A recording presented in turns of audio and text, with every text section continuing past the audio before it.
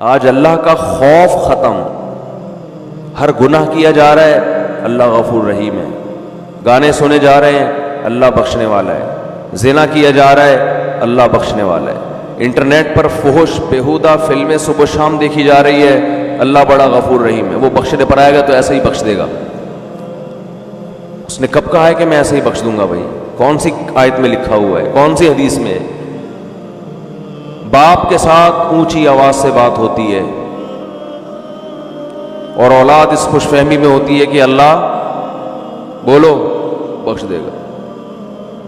جس باپ اور ماں کا یہ احترام بتایا گیا کہ اگر نماز پڑھ رہے ہو تو ان کی پکار پہ نماز توڑ کے جواب دو،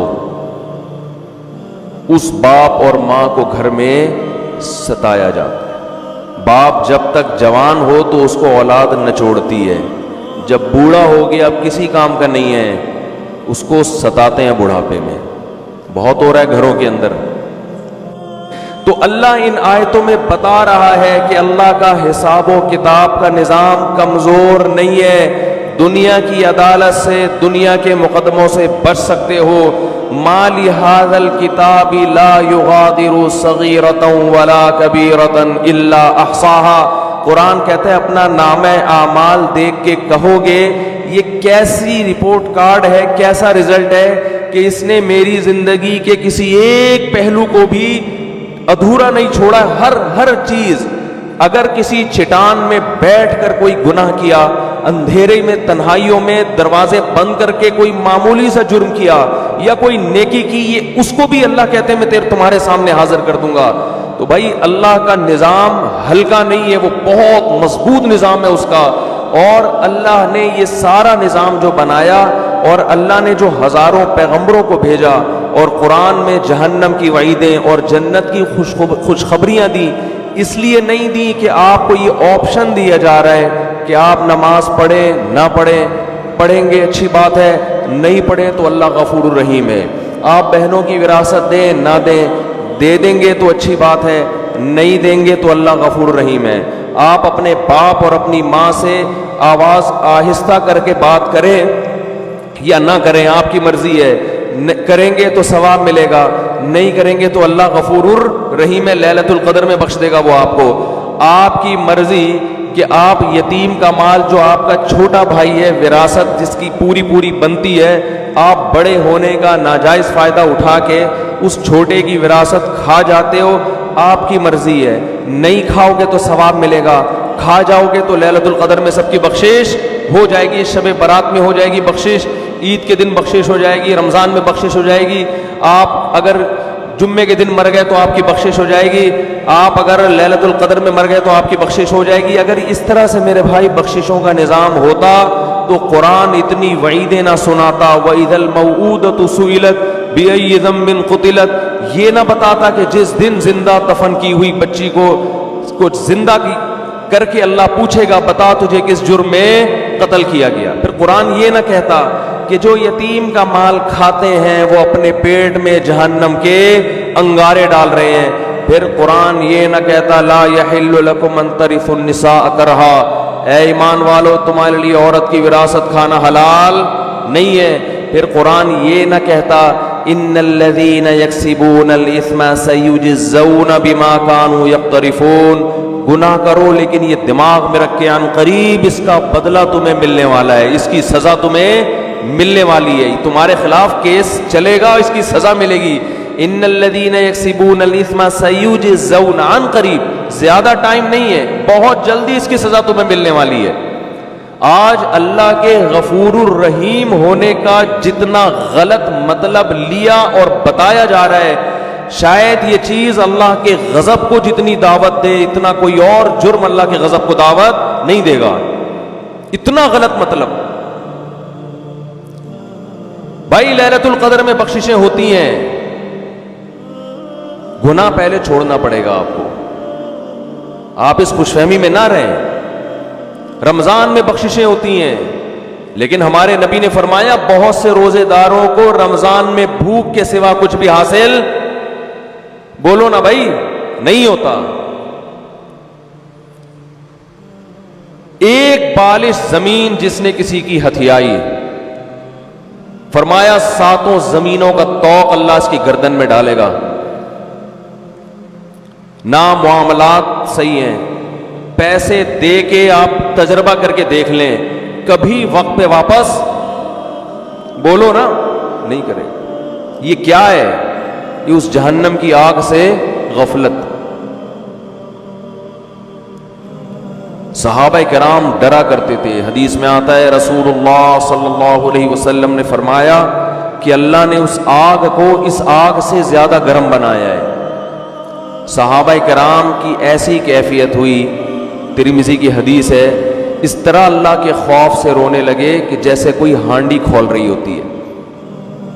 یا ایھا الناس ان وعد اللہ حق فلا تغرنکم الحیات الدنیا. دیکھو اللہ فرماتے ہیں لوگو اللہ کا وعدہ سچا ہے. اللہ نے وعدے کیے نا, مار کے ختم نہیں کروں گا, ایک دن اپنے سامنے کھڑا کر کے حساب و کتاب لوں گا. اللہ بار بار یاد دلاتا ہے اے لوگو اللہ کا وعدہ سچا ہے. تو اللہ تجھے یہ بتانے کی کیا ضرورت ہے کہ میرے وعدے سچے ہیں؟ جب تو نے کہہ دیا تو اللہ کو معاذ اللہ جھوٹ تو نہیں بولتا.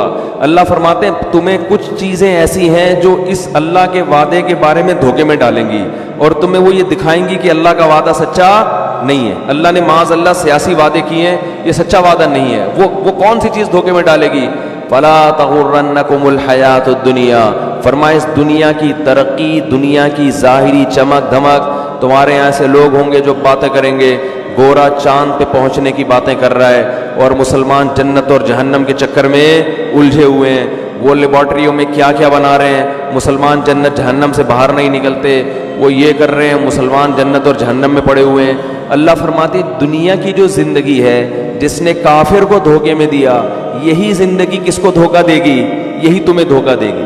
اس زندگی میں جب تم ترقی کی جتنی قسمیں دیکھو, چاند پہ پہنچنے کی, مریخ پہ پہنچنے کی, خلائی سیاروں سے چھلانگیں لگانے کی, اس دنیا میں ایک چیز غور کر لینا, اس کے آگے موت ہے جو اس ساری ترقی کو چند سیکنڈ اور منٹوں میں خاک میں ملا کے رکھ دے گی.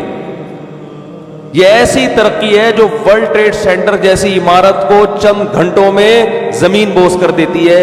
اس لیے اس میں ترقی کرنا, مگر اس ترقی کو اصل مت سمجھنا اور اس دنیا سے دل مت لگا کے اللہ سے غافل نہ ہو جانا. تو یہ بہت بڑا فالٹ ہے اس دنیا کے اندر, اور یہ فالٹ سمجھ میں اس وقت نہیں آتا اس وقت تک جب تک خود اپنے اوپر بھگتتا نہیں ہے انسان.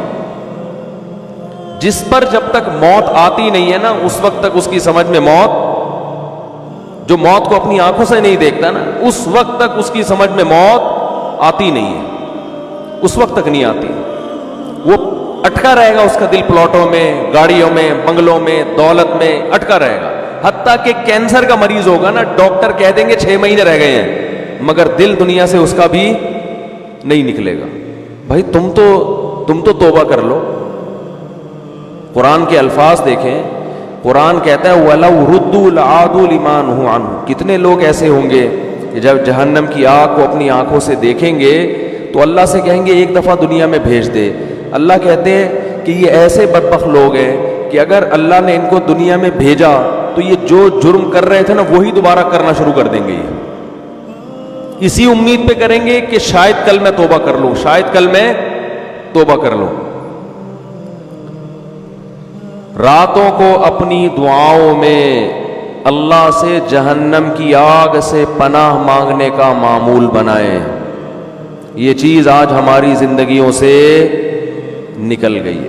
والذین آمنوا مشفقون منہا. فرمایا کافر مانگتا ہے کہ کہاں ہے وہ جہنم, کہاں ہے وہ آخرت, دکھاؤ مجھے. فرمایا اور مومن اس سے خوف کرتا ہے, اس سے ڈرتا ہے, مطالبہ نہیں کرتا. تو اللہ نے قرآن میں کیا کہا, لَأَمْلَأَنَّ جَهَنَّمَ, میں بھر دوں گا انسانوں سے اور جنات سے جہنم کو. اللہ کے لیے یہ مشکل, إِنَّ ذَلِكَ عَلَى اللَّهِ يَسِيرٌ. پھر قرآن یہ بھی کہتا ہے کہ اللہ پر یہ کام مشکل نہیں ہے. یہ کیوں کہا اللہ نے کہ اللہ پہ یہ کام مشکل نہیں ہے؟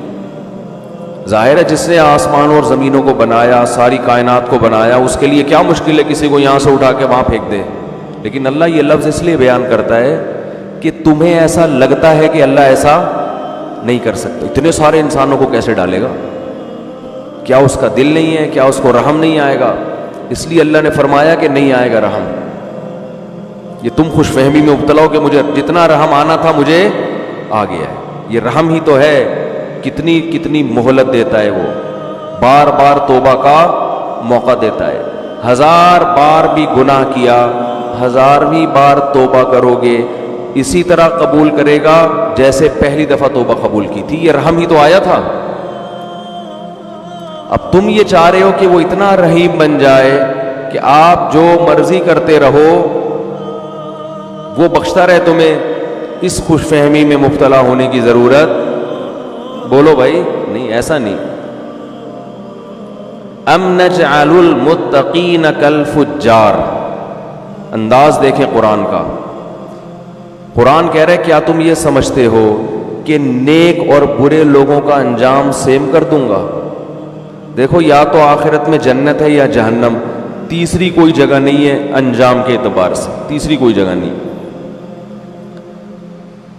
یا تو ادھر یا بولے نا بھائی، تیسری کوئی جگہ نہیں ہے. تو اللہ فرماتے ہیں اگر میں نے سبھی کو بخشنا ہے تو اس کا مطلب جو بیچارے گناہوں سے بچ رہے ہیں وہ بے وقوف ہے پھر نا. یہی مطلب ہوا نا. وہ تو پاگل ہیں، وہ رمضان کے روزے رکھ رہے ہیں، وہ راتوں کو اللہ کے سامنے کھڑے ہو کر پناہیں مانگ رہے ہیں اللہ سے، وہ مالی معاملات میں حرام سے بچتے ہیں، ان کے دل میں میرا خوف ہے، وہ مجھے خوش کرنے کے لیے غریبوں کو کھلاتے ہیں. وہ امن ہوا قانت آناء اللیل، اللہ فرماتے ہیں بھلا وہ آدمی جو رات کو اٹھ کے مجھے پکارتا ہے، ساجدا وقائما، کبھی سجدے میں کبھی قیام میں، یحذر الآخرہ، آخرت سے ڈرتا ہے وہ، ویرجو رحمت ربی، رب سے امیدیں بھی لگا کے بیٹھا ہے اور آخرت سے ڈرتا ہے. یعنی خالی امیدوں پہ نہیں چل رہا، خوف بھی ہے. تو بھلا اس کو، اور جو ساری رات سوتا رہتا ہے، جو ساری رات ڈرامے فلمیں دیکھتا رہتا ہے، جو ساری رات اسنوکر کلب پہ بیٹھا رہتا ہے، جو ساری رات باپ اور ماں کو ستاتا ہے، جو ساری رات گناہوں میں زنا میں وقت گزارتا ہے، تو تم کیا سمجھتے ہو دونوں کو میں ایک جیسا کر دوں گا؟ ہے بھائی، دونوں کا انجام ہے، اس کو بخش دوں گا بھائی، چل بھائی چھوڑ، بس بخشش ہو گئی، کوئی میں بہت غفور ہوں، میں بہت بڑا ہوں. لیلۃ القدر کو دونوں جاگ لیے تھے تو اب دونوں ایک جیسے ہو گئے. بھلا ہم ایسا کریں گے؟ ہمیں تم نے یہ سمجھا ہوا ہے؟ ایسی بے انصافی، ایسی دھاندلی تو دنیا میں کوئی کرپٹ ترین حاکم نہیں کرتا. عدل و انصاف کا بادشاہ ایسا کیسے کر سکتا ہے؟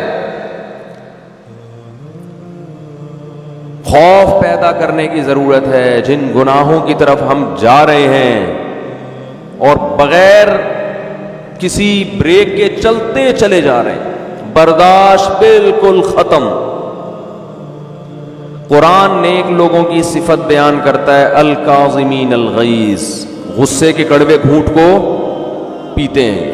باپ کے سامنے غصہ نہیں، ماں کے سامنے نہیں، اپنے بڑوں کے سامنے نہیں.